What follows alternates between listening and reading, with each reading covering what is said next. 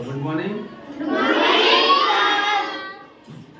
हम लोगों ने वर्णमाला पढ़ी थी हिंदी की, और साथ ही साथ इंग्लिश अल्फाबेट पढ़े थे, उनके आपसी संबंध पढ़े थे, अंग्रेजी के और हिंदी के अक्षर किस प्रकार से दूसरे समानता दर्शाते हैं, हिंदी के अक्षरों के लिए अंग्रेजी के किन अक्षरों का प्रयोग किया जाता है, हमने पढ़ा था, याद है? आज हम लोग वोवेल साउंड, जिस प्रकार हमने कहा था हिंदी की वर्णमाला में स्वर होते हैं हमारे, वैसे ही अंग्रेजी के भी क्या होते हैं, वोवेल्स होते हैं, जिनसे मात्राएं बनती हैं, जानती हैं? तो आज हम हिंदी मात्राओं को पढ़ेंगे और उनसे संबंधित अंग्रेजी के कुछ शब्द पढ़ेंगे। क्या पढ़ेंगे? बहुत ही सरल शब्द होंगे। ये सिर्फ शुरुआत है ताकि हम लोग अंग्रेजी पढ़ना शुरुआत से जान सकें, सीख सकें। तो सबसे पहले ये आता है कि हमें अंग्रेजी क्यों सीखनी है?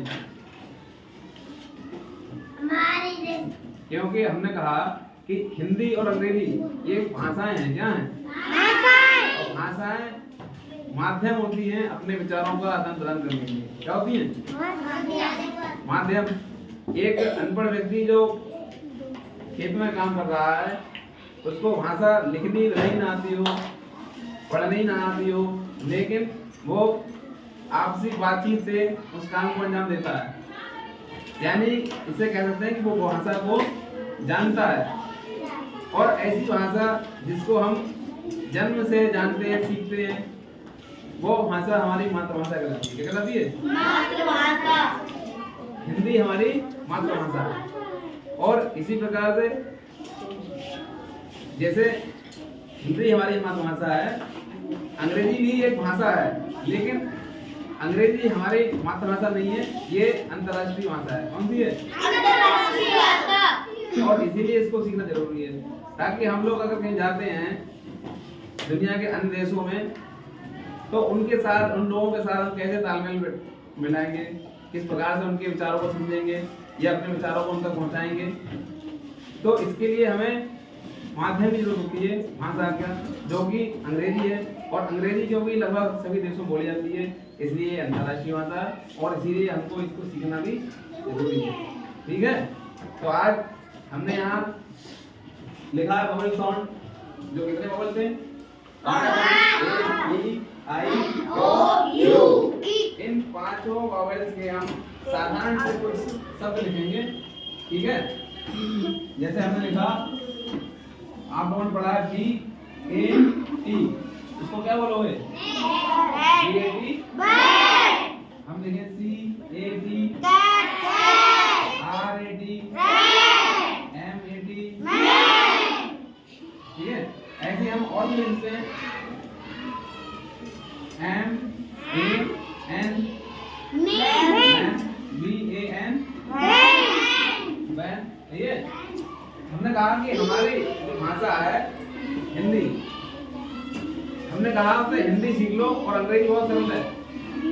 कल आपको बताया भी क्यों। अगर आप देखेंगे अंग्रेजी भाषा में कितने स्थान हैं? 26 हैं। कितने? और हिंदी में कितने? 52। तो हमारी हिंदी की जो वर्णमाला है, उसकी संरचना इतनी अच्छी है कि उसमें एक एक वर्ण का निकलने का अपना स्थान है। एक एक वर्ण का उच्चारण जो होता है वो अपने स्थान से होता है। कंठ से है, तालु से है, मूर्धन से है, ठीक है, नासिक है, नाक से निकलने वाली ध्वनियां। अंग्रेजी में ऐसा नहीं है। हमारे यहाँ द, हमने यहाँ लिख दिया डी। क्या लिख दिया? तो अंग्रेजी में तो डी, ड, और हिंदी में देखो दा होता है अलग, ड होता है अलग, और उसमें भी एक आ जाता है ढ। आवाज तो भारी ध्वनि होती है इसकी, डी एच बना के ढ बनेगा। तो यहाँ लेकिन एक ये हमने क्या कहा, इनके पास वर्ण ही कम है, 26 वर्ण है मात्र, और हमारे पास कितने हैं? तो हम लोगों ने ज्यादा सीखे, यानी कि हम हिंदी जो सीखे हुए व्यक्ति हैं वो अंग्रेजी को आसानी से सीख सकते हैं, जबकि अंग्रेजी सीखा हुआ व्यक्ति हिंदी को बहुत आसानी से नहीं सीख पाएगा, क्योंकि उनका उच्चारण ही बहुत कम सीमित अक्षरों से हुआ है, शुरू से इसने बोला है। अब हम बोलेंगे थोड़ा थोड़ा हिंदी बोलने थोड़ा थोड़ा, हमको थोड़ा थोड़ा हिंदी आती है या अंग्रेजी आती है, और यही बात अंग्रेजी बोले तो क्या कहेगा, हमको थोड़ा थोड़ा हिंदी आता है, तो हाँ ही बोल मिलेगा, क्योंकि उसने था का अक्षर ही नहीं कही आदमी, उसने क्या बोला है। ऐसे कई अक्षर हैं हमारे यहाँ, तो चा है, छा है, जा है, झा है, बहुत ही मायन्यूट अंतर है, डिफरेंस है, और उनका स्थान भी निश्चित है कहाँ से वो ध्वनि उच्चारण हो रही है। लेकिन जबकि हिंदी की अंग्रेजी की वर्णमाला वो इतनी स्टैंडर्ड है क्या, नहीं है, तो उसको सीखना तो आसान है सर, सिर्फ ध्यान दे रखना है कि यहाँ पर सीमित अक्षर है, तो इन्हीं से दावी बनेगा, इन्हीं से दावी बनेगा। अभी हमारे देश के प्रधानमंत्री कौन है? श्री नरेंद्र दामोदर दास मोदी। आपको कितनी मजे की बात है कि जब हमारे मोदी जी अमेरिका जाते हैं, ये लिखा है नाम नरेंद्र मोदी, क्या लिखा है? तो अमेरिकी प्रेसिडेंट यानी अमेरिका के राष्ट्रपति हमारे प्रधानमंत्री जी को क्या बुलाते हैं? Prime minister Narendra Modi. क्या बुलाते हैं? क्योंकि उन्होंने दा नहीं पढ़ा है, उनके यहाँ दा होता है, धीरे डी होती है, तो ऐसे कई मिलेंगे, पढ़ते हुए मजा भी आएगा। ऐसे ही हम ई के लिख सकते हैं, क्या लिख सकते हैं? ये ए के हुए, ऐसे हम ई के लिख सकते हैं, इसके ई के साउंड लिख सकते हैं, आई के लिख सकते हैं, ओ के लिख सकते हैं, यू के लिख सकते हैं। अब आप लोग देख रहे होंगे ये सब बहुत छोटे छोटे से मिल रहे हैं, और ऐसे सब तो अंग्रेजी मारना मुझे होते नहीं किताब में तो बहुत अच्छे लिखे हुए हैं बड़े-बड़े, क्यों? वो हम इसलिए लिख रहे हैं क्योंकि हम चलेंगे एक क्रम से। कैसे चलेंगे? हाँ, पहले छोटा पढ़ेंगे तो बड़ा ही पढ़ लेंगे, हमको छोटा ही नहीं आएगा, बड़ा कहाँ से पढ़ लेंगे? ठीक है, अब हम लिखते हैं टी ई एन, क्या होगा?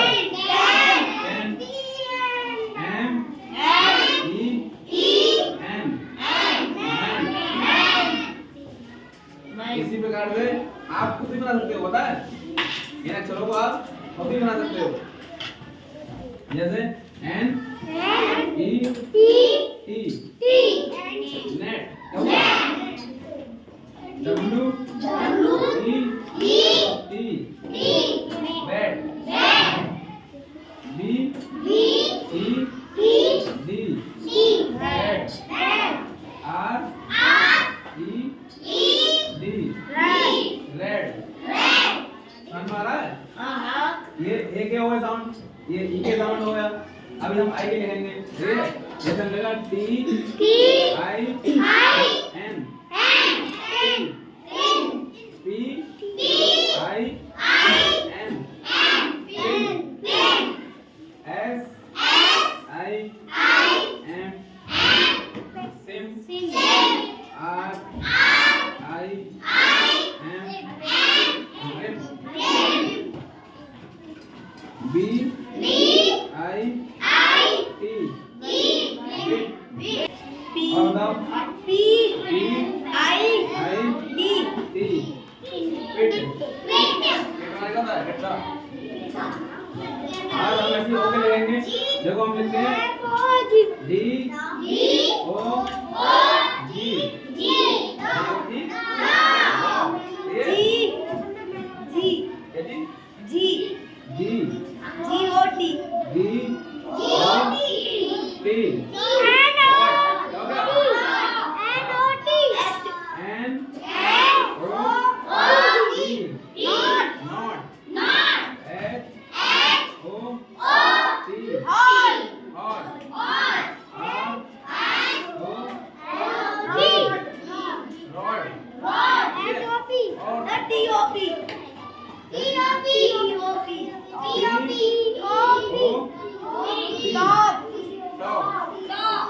इसी प्रकार से हम यू के लिखेंगे,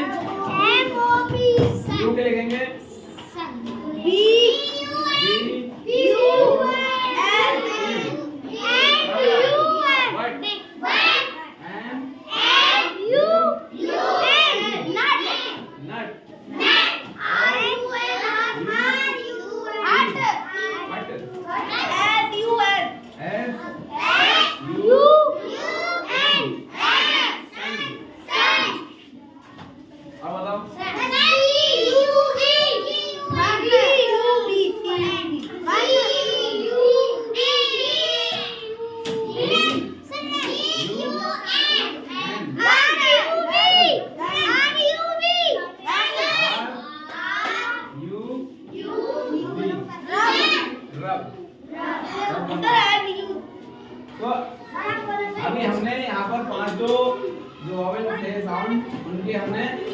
शब्द लिखने के प्रयास किए हैं आप लोगों की सहायता से, ठीक है। तो यहाँ आप आसानी से समझ रहे हो इन चीजों को हम किस प्रकार से यूज करते हैं।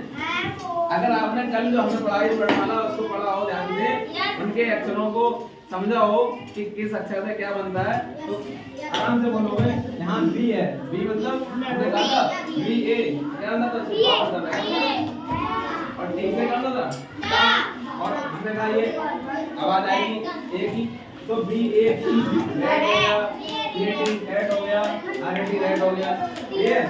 अब हम जानते हैं, हम ना पढ़ के इसको आप भी से पढ़वाएं। कौन आया पढ़ने के लिए इन शब्दों को, आ जाओ।